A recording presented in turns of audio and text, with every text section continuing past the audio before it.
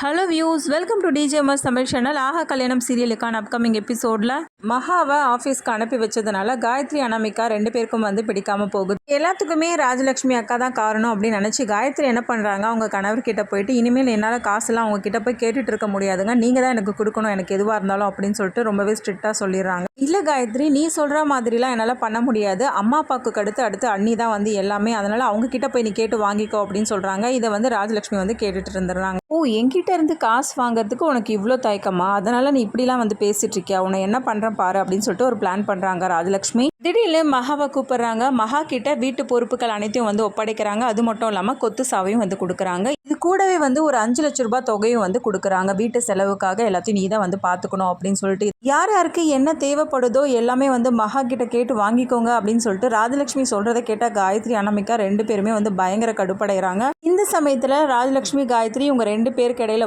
வாக்குவாதம் அதிகமாகுது. பேசி முடிச்சதுக்கு அப்புறமா காயத்ரி புலம்பிட்டு இருக்காங்க. இப்படி பண்ணிட்டாங்களே அக்கா, ஏன் இப்படிலாம் நடந்துக்கிறாங்க, எனக்கு பயங்கர எரிச்சலாக இருக்குது அப்படின்ற மாதிரி புலம்பிட்டு இருக்க தருணத்தில் எரியிற நெருப்பில் எண்ணெயை ஊற்றுற மாதிரி சித்ரா தேவியும் பேசுகிறாங்க.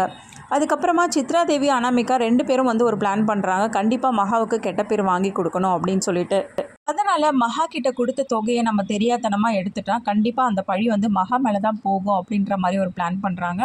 பணத்தை எப்படி எடுக்கிறது, முழு தொகையை எடுத்தால் கண்டிப்பாக சந்தேகம் வந்துடும், அதனால் பாதி தொகையை மட்டும் எடுக்கலாம் அப்படின்னு சொல்லிட்டு பிளான் போட்டு வச்சுருக்காங்க.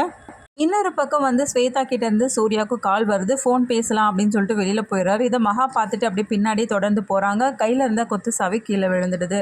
இதை கவனித்து சித்ரா தேவி ரொம்பவே சந்தோஷப்படுறது மட்டும் இல்லாமல், எப்படிடா இந்த சாவி எடுக்கிறதுன்னு நினச்சிட்டோம், நமக்கு சாதகமாகவே அமைஞ்சிருச்சு அப்படின்னு சொல்லிட்டு என்ன பண்ணுறாங்க, லாக்கரை ஓப்பன் பண்ணி 2 லட்ச ரூபாய் தொகையை எடுத்துடுறாங்க. எடுத்துகிட்டு வந்த பணத்தை அனாமிகா கிட்ட கொடுக்க, இல்லை அத்தை இதை நீங்களே வச்சுக்கோங்க, உங்ககிட்டயே இருக்கட்டும், கண்டிப்பாக இதுக்கப்புறம் மகா மாட்டுவாங்க அப்படின்னு சொல்லிட்டு சொல்கிறாங்க.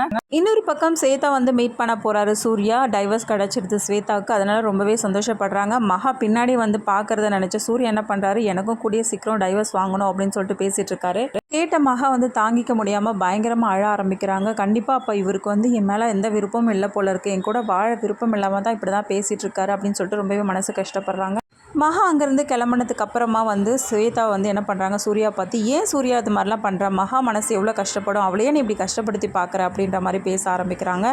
நான் தான் ஏற்கனவே சொல்லிட்டேனே, அவள் கூட எனக்கு வாழ விருப்பம் இல்லை, அது மட்டும் இல்லாமல் அவளோட வாழ்க்கையாவது நல்லா இருக்கட்டும்னு சொல்லிட்டு தான் நான் இது மாதிரிலாம் பண்ணுறேன் அப்படின்னு சொல்கிறாரு சூர்யாவும்.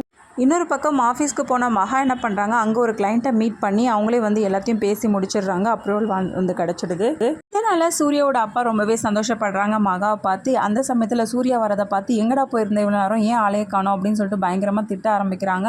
இன்னொரு பக்கம் மகாவை பார்த்து சூர்யா, நீ எதுக்காக இந்த மீட்டிங்கை பேசி முடிச்ச, உனக்கு என்ன அவ்வளோ திமிரா அப்படின்ற மாதிரி மகாவை பார்த்து கேட்குறாங்க. மகா ரொம்பவே மனசு கஷ்டப்படுறாங்க. அடுத்ததான் சூர்யா ஸ்வேதா 2 பேரும் பேசிகிட்டு இருக்காங்க. அந்த தருணத்தில் இவங்க 2 பேரும் நமக்காக தான் நடிச்சிட்டு இருக்காங்க அப்படின்ற உண்மை மகாவுக்கு தெரிய வருது. இதே மனசு கஷ்டத்தோட பாட்டிமா கிட்ட போயிட்டு எல்லாத்தையும் சொல்கிறாங்க.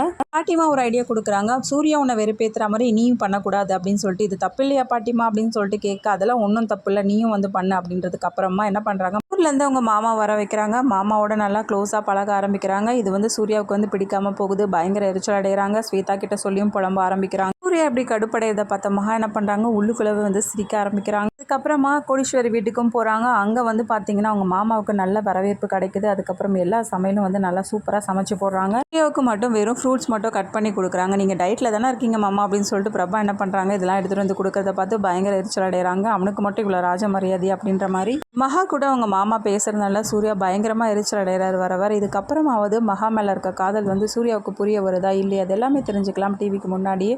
அதுக்கு மறக்காம நம்மளோட சேனல் சப்ஸ்கிரைப் பண்ணிக்கோங்க. கூடவே இருக்க அந்த பெல் ஐக்கனும் கிளிக் பண்ணிவிடுங்க. அப்போ தான் நான் போடுற அடுத்தடுத்த வீடியோஸ் உங்களுக்கு நோட்டிஃபிகேஷனில் வரும். ஓகே வியூவர்ஸ், தேங்க்ஸ் ஃபார் வாட்சிங் திஸ் வீடியோ.